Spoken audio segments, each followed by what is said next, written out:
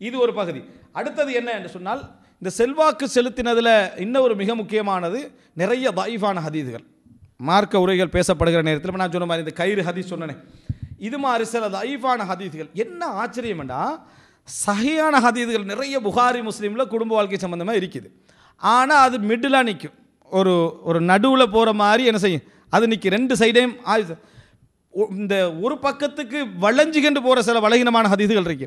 அந்த ஹதீதுகள் கூடுதலாக பேசப்படுவதை நீங்கள் பார்க்கலாம். உதாரணமாக, அதாவது முதலாவது சொல்லிடுவோம், ஒரு சஹீஹான ஹதீஸுக்கு நம்ம கொடுக்கக்கூடிய ஒரு தவறான விளக்கம், இந்த ஹைருக்கும் லிஅஹ்லிஹி, உங்களில் சிறந்தவர் உங்கள் மனைவி இடத்திலே சிறந்தவர் அப்படின்னு நம்ம சொல்கிறோம். இதை நம்ம விளங்கப்படுத்துறது தவறாக சில பொழுதுகளில் விளங்கப்படுத்திடுறோம். எப்படி என்று சொன்னால், எனவே எந்த மனைவி கணவனுக்கு நற்சான்றிதழ் வழங்குகிறாரோ அவர் தான் சிறந்தவர். அந்த ஹதீஸில் அப்படி இருக்குதா? இல்லை. மனைவி சான்றிதழ் வழங்கினா தான் நல்லவர்னு அந்த ஹதீஸில் என்ன இல்லவே இல்லை. நீங்கள் மனைவிட்ட நல்ல முறையில் நடந்து கொண்டா தான் நீங்கள் என்ன நல்லவர்னு அந்த செய்தி இருக்கிறதே தவிர, மனைவி சான்றிதழ் வழங்கினாலும் சரி சான்றிதழ் வழங்கவில்லை என்றாலும் சரி நீங்கள் என்ன, அதாவது நல்லவர் தான் நல்ல முறையில் நடந்து கொண்டீங்கன்னு சொன்னான். இப்படி ஒரு விளக்கத்தை எனக்கு தெரிந்து குர்ஆன்லேயோ சுன்னாலேயோ சஹாபாக்களத்திலேயோ நம்ம பார்க்க முடியாது. மனைவி யாருக்கு நற்சான்றிதழ் வழங்குகிறாரோ, அதாவது முதலாவது தஸ்கியா எடுக்கணும் வைஃப்ட்ட தான், சரியா? அந்த இதை எடுத்தால்தான் அவர் சிறந்தவர். அவங்க வந்து ரிஜெக்டர்னு கொடுத்துட்டாங்கன்னா இவர் வந்து எவ்வளோ நல்லவராக இருந்தாலும் அவர் வந்து நிராகரிக்கப்பட்டவர் என்ற செய்தி எங்கேயும் இல்லை. நீங்கள் நல்ல முறையில் நடந்து கொள்ளணும் தான் அந்த செய்தியில் இருக்கு. ஹைருக்கும், உங்களில் மிகவும் சிறந்தவர், ஹைருக்கும் லிஅஹ்லிஹி. இப்போ உதாரணமாக இதே எல்லா ஹைருக்கும் எல்லா ஹதீஸ்லேயும் நம்ம இதே விளக்கத்தை கொடுப்போமா? ஹைருக்கும் மன் தஅல்லமல் குர்ஆன வ அல்லமஹ், உங்களில் மிகச்சிறந்தவர் குர்ஆனை கற்று கற்பித்தவர். ஊர் ஃபுல்லாக சொல்லுது இவர் ஒழுங்காக குர்ஆனை கற்பிக்கலைன்னு, அப்போ நீ நல்லவன் தான், நீ நல்லா செஞ்சிருந்தேன்டா. ஊர் சொல்லணும் அவசியம் அதில் இல்லை. உங்களில் மிகவும் சிறந்தவர் குர்ஆனை கற்று கற்பித்தவர். ஊர் சிறப்பில்லைன்னு சொன்னாலும் நீ சிறந்தவன் தான், நீ சரியாக செஞ்சியேண்டா. அதே போல் ஹைருக்கும் லிஅஹ்லிஹிண்டா, உங்களில் சிறந்தவர் உங்கள் மனைவியிடத்தில் சிறந்தவர். மனைவியோட சிறப்பாக நடந்து கொள்ளுங்கன்னு அதை சொல்லுது. நீங்கள் உங்களோட குடும்பத்தோட சிறப்பாக நடந்து கொள்ளுன்னு சொல்லுது. அடுத்த மனைவியை மட்டும் சொல்லலை, அது தாயை சொல்லுது, தங்கச்சியை சொல்லுது, முழு குடும்பத்தையும் சொல்லுது, பிள்ளைகளை சொல்லுது. அவர்களோட நல்ல முறையில் நீங்கள் நடந்து கொண்டீங்கன்னா நீங்கள் சிறந்தவர் என்று ரசூலுல்லாஹி ஸல்லல்லாஹு அலைஹி வஸல்லம் அவர்கள் என்ன செய்கிறாங்க, இதை சொல்கிற இடத்தை பார்க்கிறோம். ஒரு சகோதரர் இந்த மார்க்க ஒரு உரையில் நம்ம இதை சொல்லி முடித்த உடனே வந்து மிகவும் உருக்கத்தோட ஜஸாக்கல்லாஹ் இருந்த விளக்கத்துக்கு, ஏன் தெரியுமா, என் பக்கத்து வீட்டில் ஒருத்தரிக்கிறாரு, அவர் சரியான மாதிரி குடிப்பார், அதுபோல் என்ன ரொம்ப மோசமாக நடந்து கொள்வார். ஆனால் மனைவியை கவனிக்கிறதுல அவருக்கு அடிக்க ஆளே இல்லை, அப்படி கவனித்து வச்சுக்கிறார். அவங்களும் இந்த கணவனை புகழாத நாளே இல்லை. என்னைய மாதிரி ஒரு கணவன் கிடைப்பாரா அப்படி இப்படி என்று சொல்லி புகழாத நாளே இல்லை. ஏன மனைவி என்ன இகழாத நாளே இல்லை. நான் வந்து என்ன 5 நேரம் தொழுகிறத்தில் கொஞ்சம் கடுமையாக இருப்பேன். நல்ல மனிதர் தான், அவர் அஹ்லாக்கானவர் தான், எல்லாம் சரி தான். கொஞ்சம் மார்க் ரீதியாக இவர் எந்த அளவுக்கு அதாவது எப்படி நடக்கான்னு தெரியலை. ஆனால் அவர் சொன்ன சாட்சியத்தை வச்சு சொல்கிறேன், நல்லவன் நடக்கிறேன். என் மனைவி எனக்கு எப்போ என்ன இந்த மாதிரியான ஒரு சான்றிதழ். இப்போ யார் சிறந்தவன் இந்த ஹதீஸை வச்சு நான் ஒரு கன்ஃபியூஷனில் என்ன செய்தேன் இருந்தேன். ஒன்றில் இவர் அந்த நிலைமைக்கு போகணும், இவர் ஒன்றில் அந்த நிலைமைக்கு போகணும். எந்த நிலைமைக்கு போனால் நான் சிறந்தவன்ற முடிவில் நான் ஒரு குழப்பத்தில் இருந்தேன்னு என்ன செய்கிறாரு சொல்கிறத நம்ம என்ன செய்கிறோம் பார்க்கிறோம். அன்புள்ள சகோதரர்களே, இஸ்மாயில் அலைஹிஸ்ஸலாத்துக்கு அவரோட மனைவி நல்ல சான்றிதழாக கொடுத்தா. நம்ம தலாக் பண்ண சொன்னான்னு சொல்கிறோமே, உடனே இப்ராஹிம் அலைஹிஸ்ஸலாம் என்ன முடிவுக்கு வந்து வேணும், மனைவி இந்த கணவருக்கு இப்போ இஸ்மாயில் அலைஹிஸ்ஸலாத்துக்கு கெட்ட சான்றிதழ் கொடுத்துட்டா. இப்போ யார் கெட்டவர்? இஸ்மாயில் அலைஹிஸ்ஸலாம் தான் என்ன கெட்டவர் என்று சொல்லணும். ஏன் மனைவி கெட்ட சான்றிதழ் கொடுத்துட்டாங்களே. அப்போ எனவே கெட்ட சான்றிதழ் கொடுத்தா கெட்டவர்ன்றதும் நல்ல சான்றிதழ் கொடுத்தா நல்லவர்ன்ற சிந்தனையும் நம்ம ஒரு ஹதீஸுக்கு கொடுத்த தவறான சிந்தனையை தவிர வேறு எதுவுமே இல்லை. சான்றிதழ் தரணும் என்றதில்லை, ஆனால் நம்ம சிறப்பாக நடக்கணும் என்றது வாஜிப். அவர்களோடு சிறப்பாக நடந்து கொள்ள வேண்டும். நான் என் குடும்பத்தோடு சிறப்பாக நடந்து கொள்கிறேன் என்று ரசூலுல்லாஹ் என்ன செஞ்சாங்க, அதை சொன்னார்கள் என்பதை நம்ம பார்க்கிறோம். இதே மாதிரி ஒன்று தான், அதாவது சில பலகீனமான ஹதீஸ்கள். உதாரணமாக, கணவன் திருப்தியான நிலையில் எந்த மனைவி மரணிக்கிறாரோ அவங்க சொர்க்கம் நுழைவார்கள். இது ஷேக் அல்பானி உட்பட பல அறிஞர்கள் மிக பலகீனமான ஹதீஸ் என்று சொல்கிற ஹதீஸ். கணவன் திருப்தியான நிலையில் மௌத்தாகணும். மனைவி அவருக்காக கஷ்டப்பட்டு அவருக்காக உழைச்சி அவருக்காக எல்லா வேலைகளையும் செய்து குழந்தைகளை பார்த்து எல்லாம் செஞ்சு திருப்தி இல்லாத குணமாக இருப்பாங்க. நன்றி கெட்ட குணம்ன்றது பெண்பாலே விளங்கிட்டா, அது ஆணுக்கும் பொருத்தும் பெண்ணுக்கும் பொருத்தும். நன்றி கெட்ட குணம் 2 பேர்ட்டையும் வரும். இப்போ நிறைய ஆண்கள் வந்து நன்றி கெட்ட குணத்தை பெண்பாலாக்கி வச்சுக்கி. நன்றி கெட்ட குணம் இயற்கையாகவே வரத்தான் செய்யும் மனிதனுக்கு. அல்லாஹ் தஆலா சொல்கிறான், எனது அடியார்களிலே நன்றி கெட்டவர்கள் நன்றி உள்ளவர்கள் மிக குறைவுன்றான். அப்போ அதில் ஆண்கள் வருவாங்களா இல்லையா? வரத்தான் செய்வாங்க. இப்போ இந்த அடிப்படையில் கணவனுடைய திருப்தியோடு மரணிக்கின்ற மனைவி சொர்க்கம் நுழைவார் என்று சஹீஹான எந்த ஹதீஸும் இல்லை. இந்த செய்தி மிக மிக பலகீனமான ஒரு செய்தி வருகிறது. அந்த ஹதீஸில் நம்ம சொன்ன மாதிரி தவறான விளக்கம் தான். என்ன? அதாவது அல் மர்அத்து இதா ஸல்லத் ஸலாத்தஹா வ ஸாமத் ஷஹரஹா வ அதாஅத் ஸௌஜஹா தகலத்தில் ஜன்னமின் ஐபாபின் ஷா. அதாவது ஒரு பெண் 5 நேரம் தொழுது ரமலான் நோன்பு வைத்து கணவனுக்கு வழிபட்டு நடந்தால் சொர்க்கத்திற்கு அவள் விரும்பிய பாதையால் என்ன செய்வாள்? செல்வாள். சஹீஹான ஹதீஸ். இதில் எங்கேயா கணவன் திருப்தி இருக்குதா? கணவனுக்கு உங்க கட்டுப்பட்டு நடக்கிற, அவர் திருப்தி பட்டாலும் சரி, அவர் திருப்தி படாது விட்டாலும் சரி, கட்டுப்பட்டு நடத்தல் என்பது. இப்போ இந்த அதாவது சப்ஜெக்ட் அங்கீகாரம், எல்லாத்திலையும் அங்கீகாரத்தை வச்சு முடிவெடுக்கிறது ஒரு முஸ்லீம்கிட்ட இல்லாத ஒரு அம்சம். அங்கீகாரம் நமக்கு யார் தரணும்? அல்லாஹ் தாலா தான் அங்கீகாரம் தரணும். ஆனால் அற்பமான விஷயத்திலேருந்து குடும்ப வாழ்க்கையில் அங்கீகாரத்தை நுழைச்சிட்டாங்க. அழகாக கஷ்டப்பட்டு முந்தின நாளில் இருந்து சமைச்சு சாப்பாடை வச்சுட்டு மனைவிமார் எதுக்கு பழக்கிக்கிறாங்கடா? சாப்பாடு நல்லமானு கேட்குறதுக்கு, சாப்பாடு நல்லமானு கேட்குறதுக்கு பழக்கிக்கிறாங்க. அவர் அங்கீகரித்தா தான் அந்த சாப்பாடு என்ன நல்லது என்ற நிலைமையில் இவங்களுக்கு என்ன செய்கிறாங்க? அங்கீகரிக்கிறாங்க. நல்லா சாப்பாடு வச்சுட்டிங்களா? அந்த மனுஷன்ட்ட நல்ல குணம் இருந்தால் பாராட்டுவார், இல்லாட்டி பாராட்ட மாட்டார். நீ கேட்கக்கூடாது, விளங்கிட்டா? அந்த கேட்டால் முகஸ்துதியோட பேசுகிறவங்க தான் அதிகமாக என்ன செய்வாங்க? இருப்பாங்க.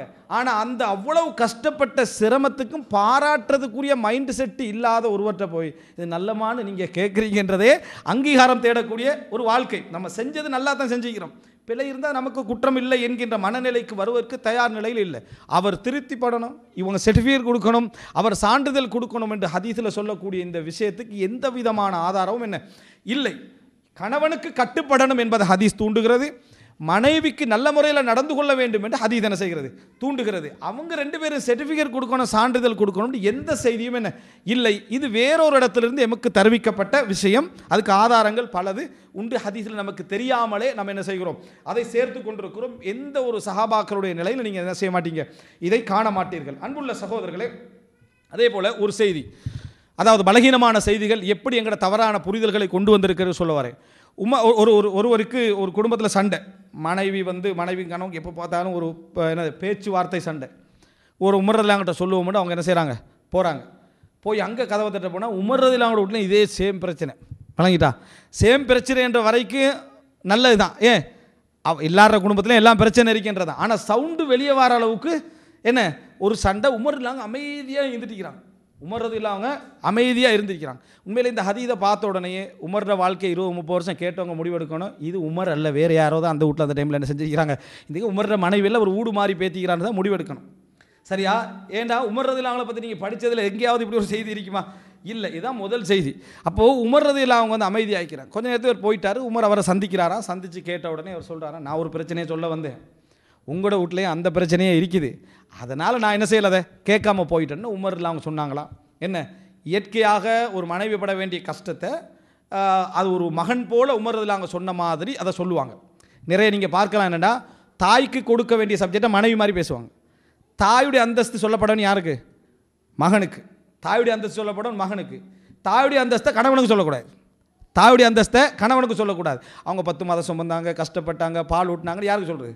கணவனுக்கு சொல்கிறது. அது மகனுக்கு என்ன செய்யணும்? சொல்லப்பட வேண்டிய விஷயம். அப்படி ஒரு செய்தி எங்கேயும் வரலை.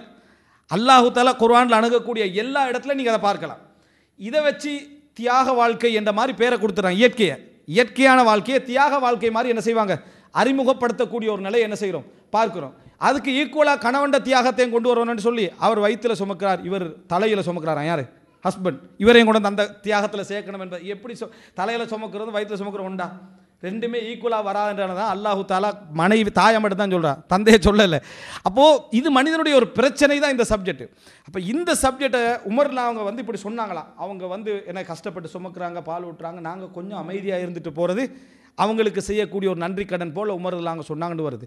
இது வந்து 1ஆம் நூற்றாண்டுலையும் இல்லை, 2ஆம் நூற்றாண்டுலையும் இல்லை, 3ஆம் நூற்றாண்டுலையும் இல்லை, 4ஆம் நூற்றாண்டுலையும் இல்லை, 5ஆம் நூற்றாண்டு வரைக்கும் புக்கில் எங்கேயும் இல்லை. இது பின்னால் யாரோ என்னது எங்கேயோ பார்த்து எப்படியோ இதை எழுதிக்கிறாங்க. இது ஆதாரபூர்வமான செய்தி மாதிரி நிறைய சொல்லப்படுறது நான் என்ன செய்கிறேன் பார்க்கிறேன். லைவான செய்தி கூட இல்லை, பலகீனமான செய்தி கூட இல்லை. இது எப்படி எங்களோட சிந்தனைகளை உருவாக்கும்? உமர் போன்ற ஒரு வீரமான ஒருவரே மௌனமாக இந்திக்கிறார் என்ற செய்தியை தான் என்ன செய்யும்? உருவாக்கும். ஆனால் மாற்றமான செய்திகள் புகாரி முஸ்லிமில் நீங்கள் பார்க்கலாம். உமருடைய கடுமையும் உமருடைய வெறுப்பும் உங்களுக்கு தெரிஞ்சு கொண்டு நீங்கள் இஷாவுக்கு பள்ளிக்கு வாரீங்களே என்று ஆத்திக்காட்ட கேட்குறாங்க, உமரோட மனைவிட்ட கேட்குறாங்க. இப்போ அவசரம் முடிஞ்சால் தடுக்கட்டுமென்றார். உமர் முடிஞ்சால் தடுக்கட்டுமேன்னு அவங்க பதில் சொல்கிறாங்க. ஏன் அப்படி சொன்னாங்கடா? நபிகளார் பள்ளிக்கு போவதை உங்களுடைய மனைவிமார்களை தடை செய்ய வேண்டாம் என்று ஹதீஸ் சொல்லிக்கிறதால உமர் அதை என்ன செய்வார்? கட்டுப்படுத்தி கொள்வார் என்ற அடிப்படையில் அவருடைய மனைவி சொன்னதை நம்ம பார்க்குறோம். அப்போ உமரில் அவங்களோட கடுமையும் உமர்றதில் அவங்களோட இதுவும் தெரிந்து கொண்டு பேசுகிறீங்களே என்று சஹாபாக்கள் கேட்குற நிலைமையில தான் உமர் ரலியல்லாஹு அன்ஹுடைய அணுகுமுறையை நீங்கள் என்ன செய்யலாம், நீங்கள் பார்க்கலாம். ஒரு முறை அதாவது உமர் ரலியல்லாஹு அன்ஹுடைய மனைவி அவங்களுக்கு திருப்பி பேசுகிறாங்க. மதீனாவில் வச்சு அவர் பேசின உடனே திருப்பி பேசுகிறாங்க. அந்த பேசின உடனே உமர்லாம் கேட்குறா, என்ன நீங்கள் திருப்பி பேசுகிறீங்கன்னு கேட்குறாங்க. இது புகாரில் வருது. என்ன ரிப்பீட் நான் பேசினதுக்கு அடுத்த பேச்சு எப்படி உங்கள்கிட்ட இருந்து வருதுண்டு. அப்போ அந்த மனைவி சொல்கிறா, நீங்கள் என்ன எப்படி தடுப்பீங்க, ரசூலாவோட மனைவிமாரே திருப்பி பேசுகிறாங்களே என்று சொன்ன உடனே உமர்லாங்களுக்கு தலைப்பு மாறிட்டு ஹப்சார்லாவோட ஞாபகம் வந்துட்டு, ஏன் அவங்களுடைய மகள் ரசூலாங்களுடைய மனைவி ஆகிக்கிறாங்க, இது பெரிய சிக்கலில் முடிஞ்சிருமே என்று தான் உமர் ரலியல்லாஹு அன்ஹு என்ன செய்வாங்க, அங்கே போய் அட்வைஸ் பண்ணுறதுக்கு போனாங்கன்ற செய்தியை நம்ம என்ன செய்கிறோம் பார்க்கிறோம். இதுதான் உமர் ரலியல்லாஹு அன்ஹுவை பற்றி புகாரில் வந்ததும் முஸ்லீமில் வந்ததும். ஆனால் இந்த செய்தியை சொல்லி இப்படி சொல்லக்கூடிய நிலைமை பார்க்கிறோம்.